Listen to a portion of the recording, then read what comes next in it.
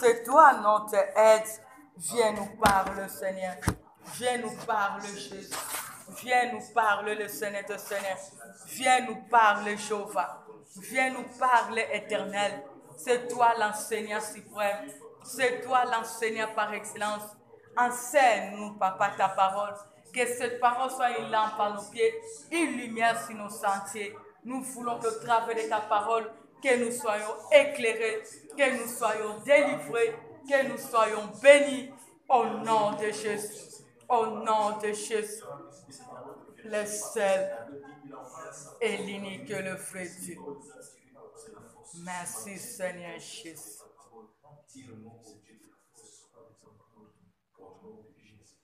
Au nom de Jésus-Christ de Nazareth que nous avons ainsi prié et nous disons tous merci Seigneur Jésus-Christ. Merci Seigneur Jésus-Christ. Amen. Amen. Gloire à Dieu, si nous pouvons nous lever pour la lecture de la parole. Nous allons prendre Exode.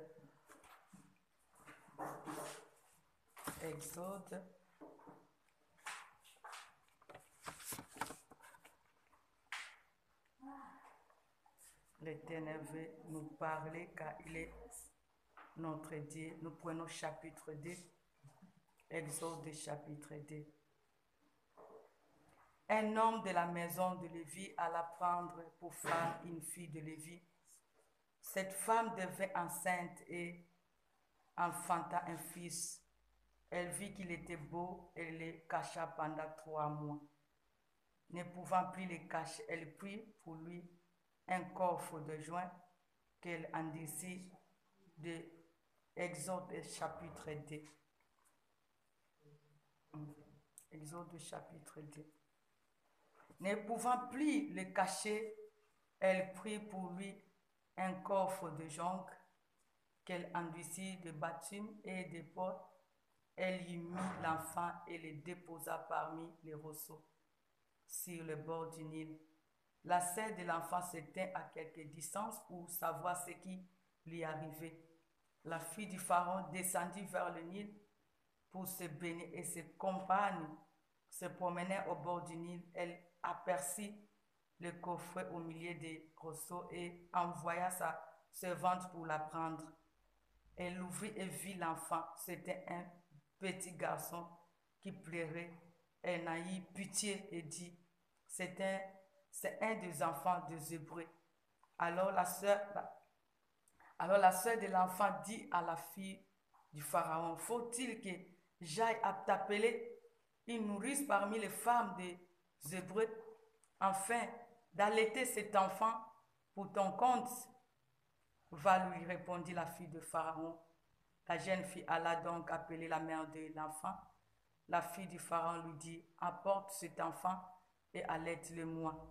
Je te donnerai ton salaire. La femme prit l'enfant et l'allaita.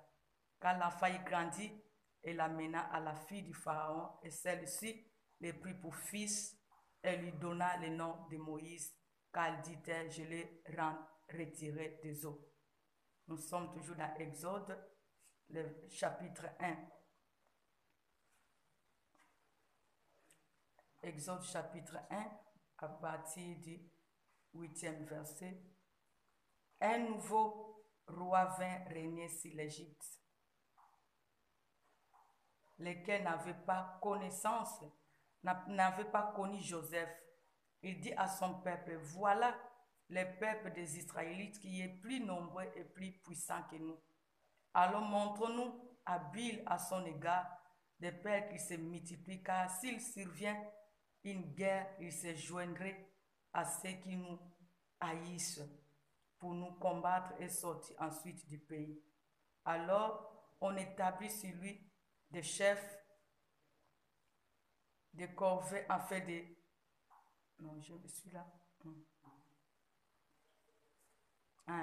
Alors on établit sur lui des chefs de corvée en fait de l'accabler du travail pénible. C'est ainsi qu'il bâtit pour les pharaons les villes d'approvisionnement, Python et Ramsès. Mais plus on l'accablait, plus c'est multiplié et s'accroissait, et l'on y de la version pour les Israélites. Alors les Égyptiens assujettirent les Israélites à une servitude rigoureuse. Ils leur rendirent la vie amère par un rude travail des champs, c'est-à-dire par tout ce travail auquel on l'avertissait avec rigueur. Le roi d'Égypte parla aux sages femmes des Hébreux, nommées l'une Shipra et l'autre Pourpura. Il leur dit, quand vous accoucherez les femmes des Hébreux et que vous le verrez si le siège, si c'est un garçon, faites-le mourir. Si c'est une fille, elle pourra vivre. Mais les sages-femmes craignaient Dieu et n'agissaient pas comme leur avait dit le roi d'Égypte. Elle laissait vivre les enfants. Parole du Seigneur. Nous allons prendre Esther.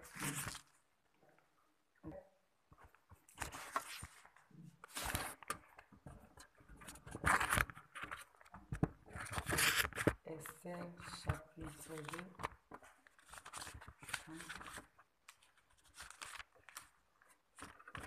2. Esther.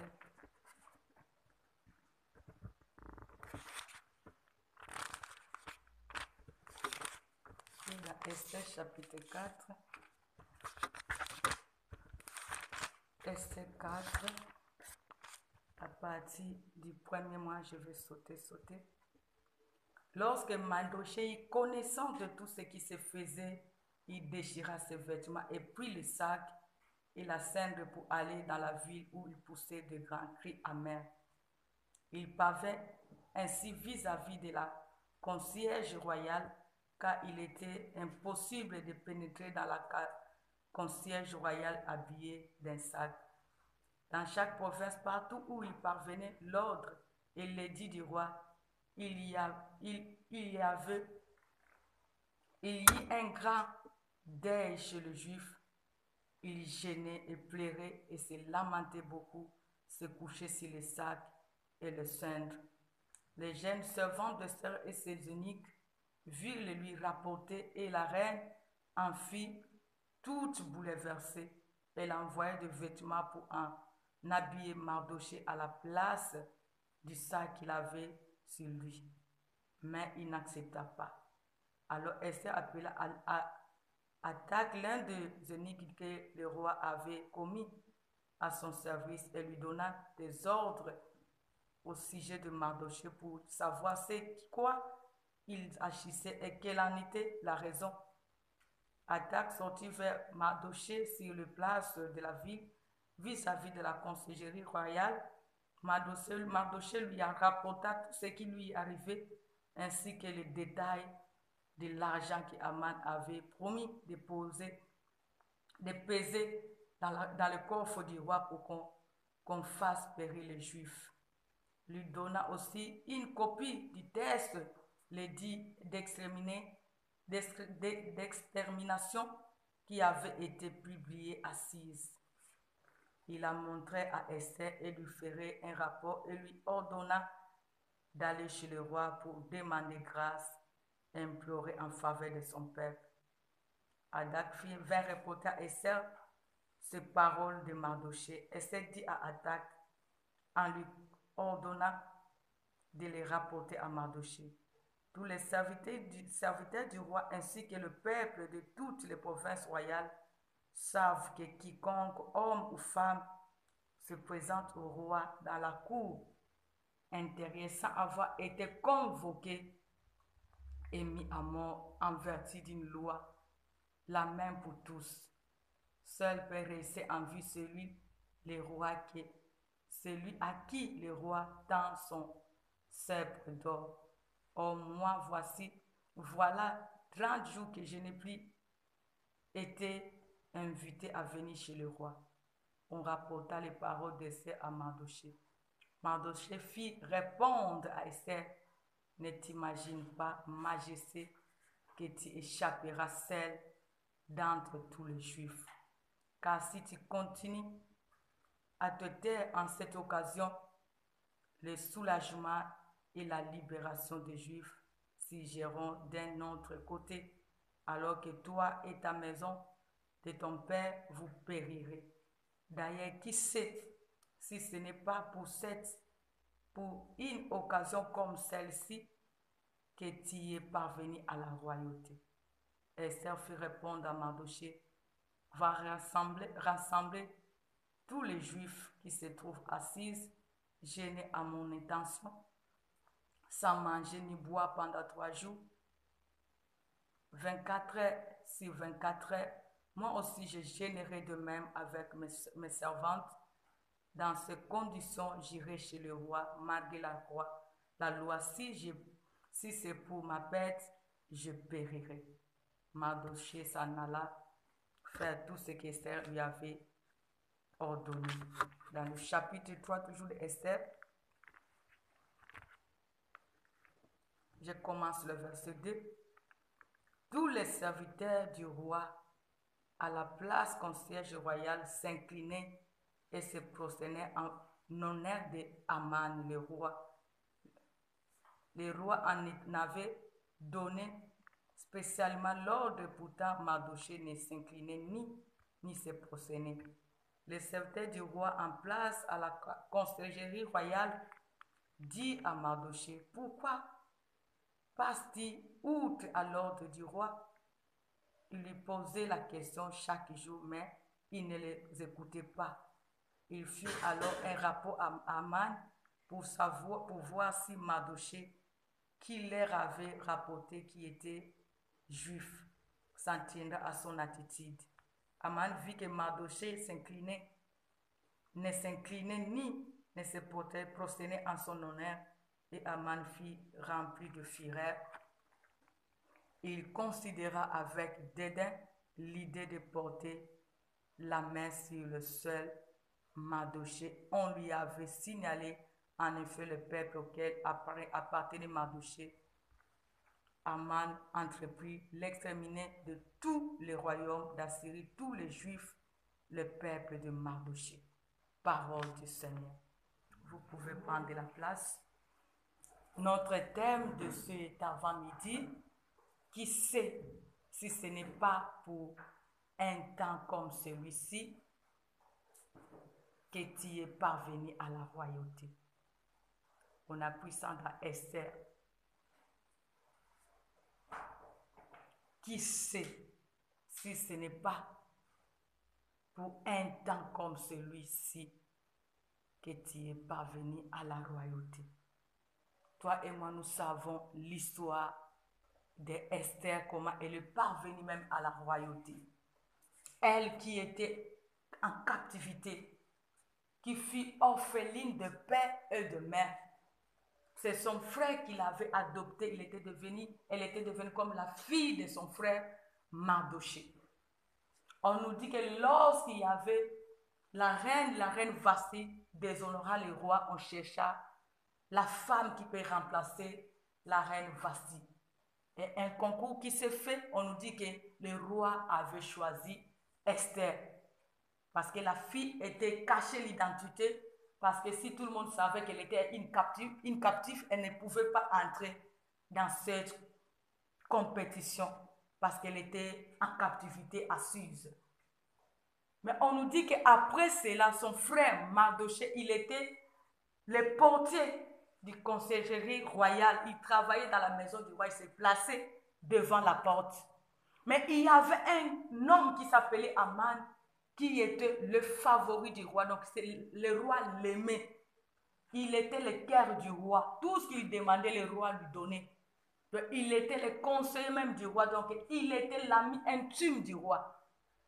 Il jouait beaucoup de fonctions à côté du roi parce qu'il était le favori. Alors cet homme orgueilleux, il avait besoin qu'on puisse l'adorer, qu'on puisse fléchir devant lui. Comme il était favori du roi, on donnait la gloire au roi, lui aussi cherchait que cette gloire aussi puisse lui appartenir. Il a imposé les gens qui étaient en dessous de lui de commencer de fléchir devant lui.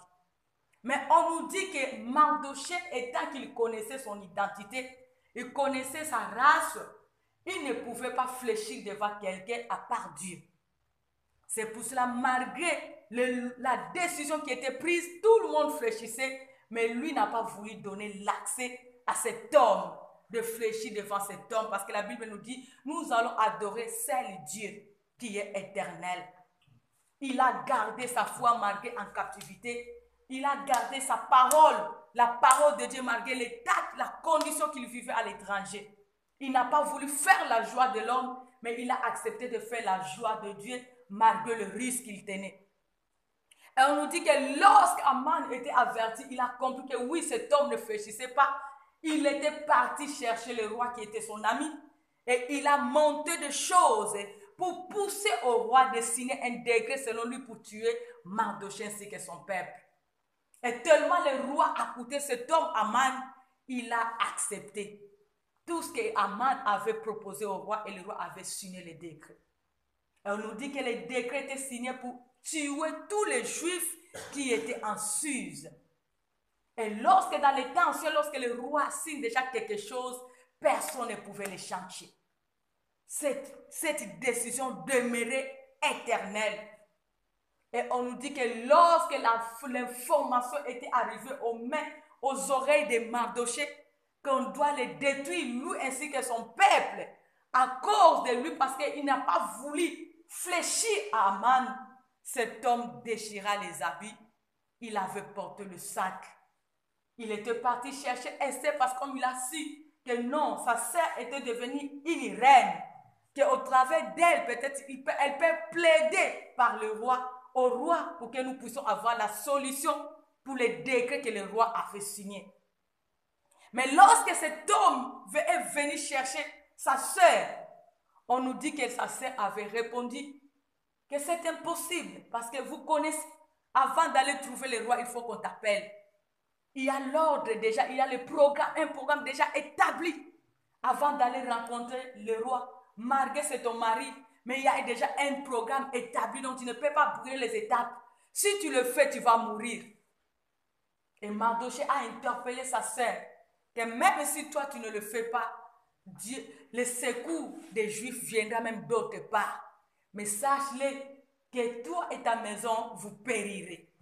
Et il a interpellé sa sœur, et ça en lui disant que non, si tu ne sais pas, qui sait, il a dit, qui sait si ce n'est pas un temps comme celui-ci que tu es parvenu à la royauté. Donc, Mardochée a dit à Esther, peut-être si aujourd'hui tu es devenue reine à cause de ce qui se passe aujourd'hui pour notre peuple. Si aujourd'hui tu es dans la maison royale, peut-être Dieu avait voulu que tu sois là à cause de cette situation qui nous arrive. Si aujourd'hui Dieu t'avait élevé, à des fois toi tu vois seulement que je suis dans le mariage, mais l'Éternel a permis que tu sois dans ce mariage parce qu'il savait qu'il y aurait un décret signé pour nous et au travers de toi, on va s'en sortir. C'est pour cela que l'Éternel t'a déjà placé là-bas pour que nous puissions échapper. Et lorsque cette femme, Esther, a écouté cette parole, cela l'a poussée de comprendre sa nature et de prendre une décision pour aller chercher l'Éternel, malgré cette loi qui était de ne pas aller chercher le roi, même si ce n'est pas ton jour. Cette femme a dit, si je périrai, je périrai. Il a demandé à Mardochée de prier. Il a demandé à tout le peuple de jeûner ensemble avec lui. Après cela, 3 jours, elle ira pour chercher le roi, pour parler au roi en faveur de leur citation.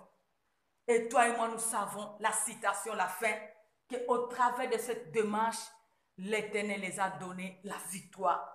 L'Éternel a changé la mort en vie en faveur de ce peuple qui était déjà mort. Si Dieu nous parle aujourd'hui concernant cette histoire ou concernant ce thème, parce qu'aujourd'hui, tu sais, il y a beaucoup de nous, nous sommes arrivés à la royauté. Alléluia. La royauté peut être parce qu'il y a beaucoup aujourd'hui qui n'ont pas encore la grâce de recevoir Jésus-Christ étant Seigneur et Sauveur. Tu peux naître dans une famille. Vous êtes assez nombreux, mais beaucoup jusque-là n'ont pas encore donné leur vie à Jésus-Christ.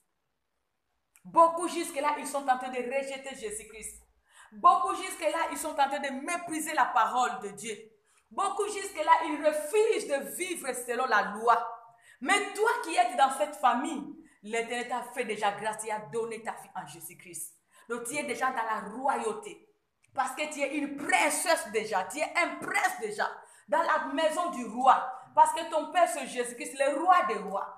Et l'Éternel t'a permis que tu sois un enfant de Dieu. Tu es le fils, la fille de Dieu. Ce n'est pas n'importe quel roi, mais le roi des rois, le créateur de l'humanité. Alors si l'Éternel t'a permis que tu sois là, il savait qu'un jour, dans ta famille, il y aura des sorciers qui vont signer les décrets pour détruire ta famille. Il y aura les combats qui vont se lever. Il y aura les défis qui vont se lever. Le monde des ténèbres vont s'organiser pour chercher comment détruire la famille, pour détruire la vie de tes frères et sœurs, pour bloquer ta famille, pour les empêcher d'avancer, pour les empêcher de ne pas vivre leur destinée. Mais aujourd'hui, beaucoup de nous, étant chrétiens, nous méprisons que nous sommes sortis dans une famille. À des fois, il y a les décrets déjà signés. Il y a déjà les lois établies. Il y a déjà les choses abominables qui se font. Mais toi, tu te crois enfant de Dieu. Mais jusque-là, aujourd'hui, tu méprises la citation de tes frères. Tu méprises la condition de ta famille. Tu ignores ce qui se passe dans ta famille, mais tu es né dans cette famille. Dieu t'a tiré dans cette famille. Il sait pourquoi il a permis que tu puisses recevoir Jésus-Christ. Il sait pourquoi il t'a permis que tu sois à côté, que tu sois mise dans le cas. Parce qu'il a besoin qu'au travers de toi, que ta famille soit délivrée.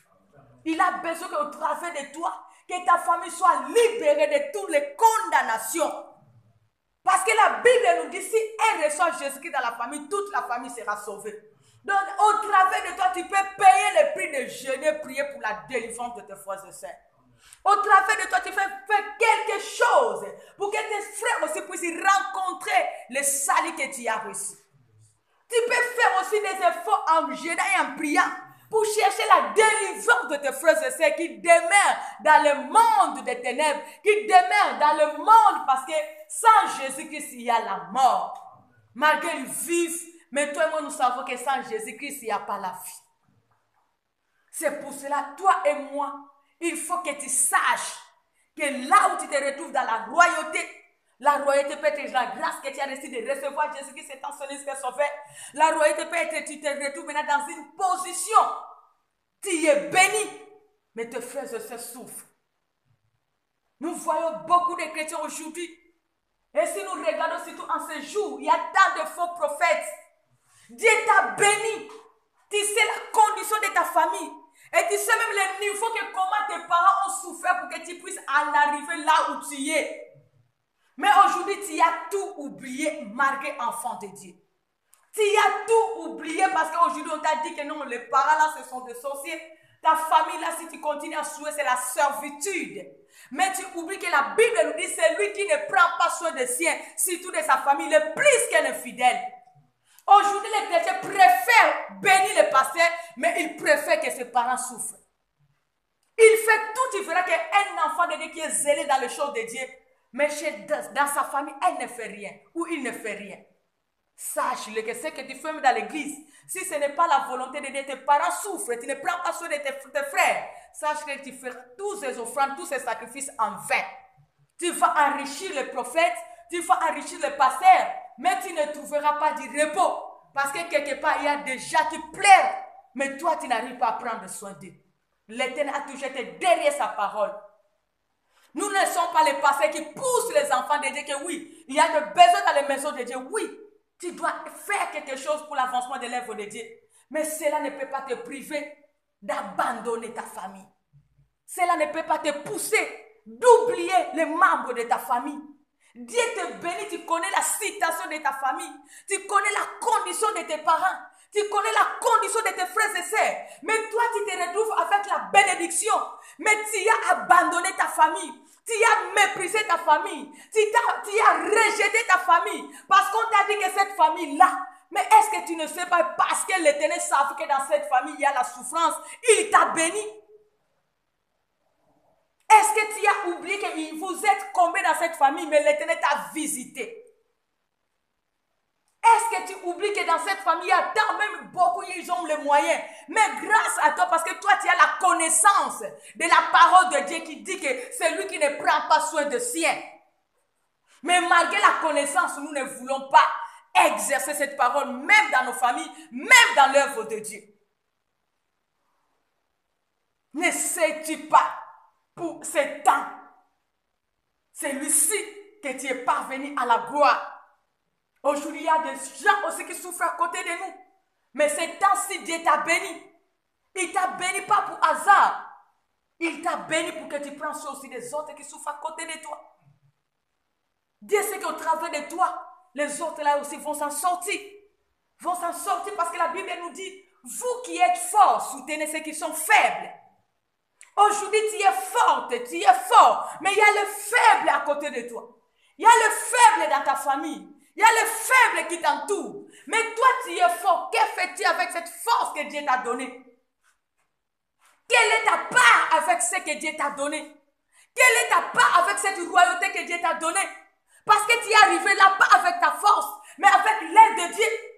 Le niveau que tu te retrouves aujourd'hui, la classe que tu te retrouves aujourd'hui, la grâce que tu as reçue aujourd'hui, ce n'est pas par ta force, mais c'est l'Éternel qui a permis cela. Et s'il a permis, ce n'est pas pour en vain. Parce qu'il sait qu'au travers de toi, tu vas faire quelque chose. Tu vas réaliser quelque chose. Même pour l'avancement de son œuvre. Même pour tes frères et sœurs. Même pour tes proches. Même pour ceux qui sont à côté de toi. Au travers de toi, l'Éternel a permis que tu puisses vivre cette vie. Pour que les autres aussi puissent se retrouver. Parce que nous ne voyons pas Dieu. Nous ne voyons pas Dieu, mais nous voyons Dieu au travers de nos frères et sœurs qui sont à côté de nous. À travers nos familles, nous voyons Dieu. C'est pour cela, l'autre jour, l'Éternel, Jésus dit à ses disciples que non, lorsqu'il demandait que non, j'étais malade, vous ne m'avez pas assisté. J'avais faim, vous ne m'avez pas donné à boire. Et ils ont dit, les enfants qui ont posé la question, quel jour que tu avais tombé malade? Quel jour que tu étais affamé? Il les a répondu à tout temps. Lorsque vous le faites à vos frères et sœurs qui sont à côté de vous. Si Dieu t'a fait grâce, ce n'est pas pour en vain. Ce que Dieu te donne, c'est toujours pour accomplir la mission de Dieu. C'est lié là que tu te retrouves, c'est pour accomplir la mission de Dieu. Plusieurs de nous, nous oublions nos sources, nous oublions là où on venait. C'est pour cela que Mardoché a rappelé à ta sœur, à sa sœur. Est-ce que ne sais-tu pas, pour ces temps-ci, que tu es arrivé à la royauté? Parce que Mardoché savait que non, sans Dieu, Esther ne pouvait pas y arriver. Une orpheline, une femme qui était dans la captivité, et personne n'a découvert son identité. Qu'est-ce qui a aveuglé tout le monde qui était dans la palais royal de ne pas aller contrôler là où venait Esther? Si ce n'est pas Dieu qui pouvait faire ça. Qui peut accepter une femme étrangère de devenir reine si ce n'est pas Dieu? Même toi, mais à des fois, tu regardes la famille dont tu es sorti. Là où tu es, même toi, tu vois que non, ce n'est pas moi. Ce n'est pas mes parents, c'est Dieu. Et cette grâce-là que tu as reçue, pourquoi tu ne veux pas faire ta part avec Dieu? Pourquoi tu ne veux pas faire ta part avec Dieu? Si Dieu t'a mis là, c'est avec un but. Si tu es arrivé à ce niveau, c'est avec un but. Si tu arrives quand même à prier, c'est avec un but. Parce qu'il y a beaucoup qui n'arrivent même pas à prier pendant 1 minute. Beaucoup, c'est difficile, même 10 minutes. Tu peux être ensemble avec lui, tu lui dis de prier. 10 minutes. Il sent ou elle sent comme tu es tenté de l'injurier, tu es tenté de le torturer, tu es tenté de le priver la liberté. Mais toi, quand même, tu peux faire un jeûne même d'1 semaine, même de 3 jours. Tu peux prendre le temps de prier. Regarde les situations qui est tenté de se multiplier dans ta famille, qui est tenté de se multiplier dans la vie de ton mari, ta femme, tes enfants. Mais que fais-tu avec ce niveau de prière là où tu es arrivé? Cette énergie que Dieu t'a donnée pour prier, cette force que l'Éternel t'a donnée pour gêner, que fais-tu ça avec cela pour la situation qui se passe à côté de toi? Pour tes frères et sœurs qui ont besoin de la prière pour leur délivrance, de l'intervention de Dieu pour leur liberté. Parce que par leur propre force, ils n'arrivent pas et ils n'arriveront pas. Mais toi, quand même, tu peux faire quelque chose de gêner en leur faveur, de prier en leur faveur. Et l'Éternel est capable de les libérer dans la captivité, là où ils sont liés, enchaînés, là où ils sont en captivité entre le maître de l'ennemi. Combien de nos frères et sœurs dans nos familles qui sont liés? Ah, des fois, tu as l'habitude d'injurier ton frère ou de mépriser ton frère. Toi, là, vraiment, je ne sais même pas. Mais est-ce que tu es déjà entré dans la vie spirituelle pour savoir peut-être la citation de mon frère que c'est spirituel? Il faut que je cherche Dieu pour sa délivrance. La citation de ma sœur, c'est spirituel. Il faut que je cherche Dieu pour sa délivrance. Ou parce que je sais seulement prier pour moi-même, pour mes enfants. Parce qu'aujourd'hui, beaucoup de chrétiens sont devenus même des orgueillés. Donc pour lui, comme on l'a dit que sa famille, donc il se limite. Lui-même, son mari et les enfants. Il s'en fout des autres. Il s'en fout des autres. Mais regarde, Mardoché a dit à Esther, ne crois pas que c'est toi aussi qui échapperas. Parce que tu le veuilles ou pas. Si aujourd'hui on se moque de ton frère dans le quartier, sache-le que tu es dans cette famille. Même toi aussi tu es moqué. On se moque aussi de toi. Comment sa sœur qui a les moyens? Comment son frère qui a les moyens? Mais ce frère souffre. On te méprise. On est en train de te mépriser dans les quartiers. La honte, toi aussi, tu es dans cette famille. Si rien ne va, même toi, tu peux dire que non, moi, je suis bien. Mais on dirait que tu appartiens à cette famille. C'est tes frères, c'est tes sœurs, que tu le veuilles ou pas. Si Dieu t'a fait grâce d'avoir ce pas, ne cherche pas à avancer seul. Cherche aussi à faire avancer les autres. Cherche aussi à soutenir les autres, de s'épargner, d'avancer, de vivre cette liberté que tu as eue. Parce que l'Éternel n'a pas permis que cela soit ainsi dans ta vie, pas pour hasard, mais avec un but. Avec un but. Esther a exercé cela. Esther a exercé cela. Et tu as vu comment l'Éternel a intervenu. Ces peuples, ils ont eu la liberté. Ils ont changé ce décret de mort en vie. On nous dit que même le roi est parti au-delà. Il a demandé à Esther de faire de ce peuple-là, son peuple, le peuple de son pays, ce que Esther veut qu'elle fasse. Regarde la puissance de la prière et de la grâce que tu as reçue. Cette grâce que tu as pu faire des choses au-delà de tes pensées dans ta vie et dans ta famille. Alors ne méprise ça, ne le garde pas pour toi, c'est parce que toi tu te dis que tu es déjà bien et tu t'en fous des autres. Dieu, s'il t'a élevé, c'est pour un but. S'il t'a béni, c'était pour un but. S'il t'a fait grâce de le connaître, c'est pour un but. S'il t'a donné la connaissance de la parole, c'est pour un but, pour aller éclairer aussi les autres qui sont dans l'aveuglement, qui ne savent pas la parole de la vérité. Pour éclairer ceux qui sont dans le ténèbre, parce que la parole de Dieu, c'est une lampe à nos pieds, une lumière sur nos sentiers. Lorsque toi tu as acquis la connaissance, ne garde pas ça seul. Il y a d'autres qui vivent dans les ténèbres, ils ont besoin de cette parole pour être éclairés. Il y a d'autres qui n'ont pas la connaissance, qui sont en train de tomber du jour au jour. Quand la Bible nous dit un peuple sans révélation, c'est un peuple sans frein. Lorsque tu n'as pas la révélation, tu tomberas. Tu vas trébucher, tu vas fouler partout. Mais celui qui a la révélation, il marche avec la précision. Toi, tu as la révélation. Mais pourquoi tu gardes cela seul? Combien de tes frères et sœurs qui sont dans la force? Mais toi, tu as la révélation. Toi, tu as la connaissance. Tu refuses d'aller le dire. Tu refuses d'aller le transmettre. Mais si Dieu t'a fait grâce d'avoir cette connaissance, cette révélation, c'est pour aller éclairer les autres. C'est pour aller interpeller les autres. C'est pour aller aider les autres qui sont encore dans le ténèbre, qui sont encore dans l'aveuglement, peuple de Dieu. Tu es parvenu à cette royauté avec un but. On nous dit que cette femme, la maman de Moïse, cette femme, c'est une brave aussi femme. Jochebed, cette femme-là qu'on appelait Jochebed, la maman de Moïse. On nous dit que la loi était établie, que tous les enfants mâles qui vont naître en Égypte, ils seront tués. Parce que le roi avait maintenant peur, avec cette multiplication de la foule de ses esclaves. Un jour, ils peuvent se réunir avec nos ennemis. Ils viendront nous posséder. Ils viendront nous assujettir. Et s'ils trouvent toujours de la force, s'ils seront des vainqueurs, il y aura un qui sera leur roi. Alors il a décidé d'abord d'exterminer le mal parce qu'il avait peur de son trône. Que quelqu'un puisse le remplacer. Mais on nous dit que malgré cette loi, il y avait une femme qui a risqué Il y avait une femme qui a risqué, une femme forte. Cette femme, Jochebed, la maman de Moïse, c'est une femme forte. Elle a affronté la réalité. Elle a accouché. Elle a gardé l'enfant 3 mois dans la maison. Toi, tu es dans un pays étranger. Tu es esclave. Tu arrives à accoucher et garder l'enfant. Toi et moi, nous connaissons les bébés. Surtout la première trimestre. Toi-même, nous savons lorsque nous vivons dans un appartement ou dans une chambre avec une maman qui vient d'accoucher. Tu verras qu'à partir de 1 mois jusqu'à 3 mois, la nuit, des fois, vous ne pouvez pas dormir. L'enfant va crier. L'enfant peut pleurer. Mais cette femme a géré ce bébé pendant ce premier trimestre.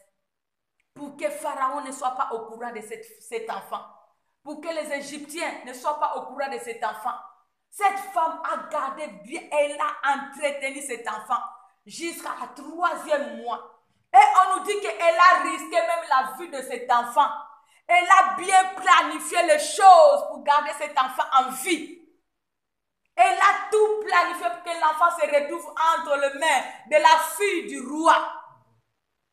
On nous dit que lorsqu'elle jeta l'enfant, elle a laissé sa sœur de regarder tout pour la mener tellement les informations. Et comme c'était une femme qui avait l'Esprit de Dieu, le Saint-Esprit avait aussi attiré la fille du roi de venir dans la rivière.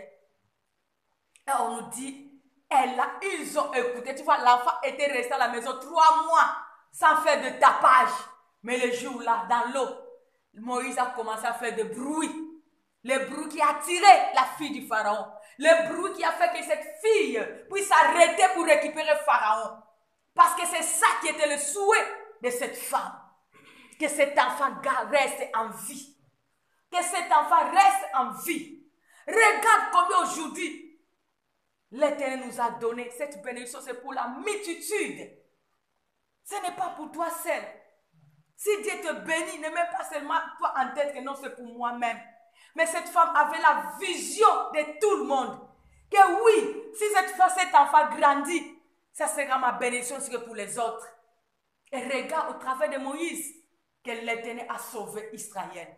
Et si cette femme avait rejeté cet enfant, avait méprisé cet enfant, avait négligé cet enfant, elle n'a pas fait, elle n'a pas risqué pour cet enfant. Est-ce que le repos allait venir en Israël? Nous devons risquer pour le salut de nos frères et sœurs. Nous devons risquer pour le bonheur de nos frères et sœurs. Nous devons risquer pour le bonheur de notre assemblée, de notre église. Si les autres te méprisent, mais toi aie la révélation que si je fais ça, c'est pour mon intérêt, c'est pour l'intérêt des autres. Pour mon intérêt, c'est pour la gloire de Dieu. Ne vis pas seul. Ne regarde pas ta propre intérêt. Ne vis pas, ne sois pas au centre de tout. Parce que celui qui garde tout, même la Bible nous dit, il s'empoche, il s'appauvrit. Si tu es au centre de tout, tu es tenté de te dépouiller. Mais lorsque tu fais le bien aux autres, tu es tenté de te multiplier ainsi que sur tes richesses. Celui qui garde beaucoup perd beaucoup. C'est pour cela, regarde les gens qui font trop des économies. Si tu regardes bien, ils sont incapables de réaliser leurs projets. Les gens, à des fois, qui gardent beaucoup, qui ne font pas du bien, ils sont incapables de réaliser le projet. Mais les gens qui font du bien, même le peu, tu verras que la personne va commencer à s'avancer. Parce que lorsque tu fais du bien, la personne là te dira toujours que Dieu te bénisse. Même s'il ne fait pas ça du fond de son cœur, mais c'est la parole de Dieu, ça viendra agir dans ta vie. Ça viendra agir dans ta vie. Et notre Dieu, il a un livre de vie. Lorsqu'il voit ce que tu fais, même en secret, ne cherche pas que tout le monde voie. Fais cela même en secret. La maman de Moïse n'a pas crié pour que tout le monde voie qu'elle a gardé l'enfant, son enfant est dans la maison royale. Elle a gardé le secret pour le bonheur de tout le monde. Et lorsqu'on a donné l'enfant, elle a gardé l'enfant, l'enfant grandissa, elle a fermé sa bouche. Mais le résultat, c'était la gloire de cette femme. Au travers de cette maman que nous avons eu le sauveur. Au travers de cette maman que cet enfant nous est venu pour nous sauver.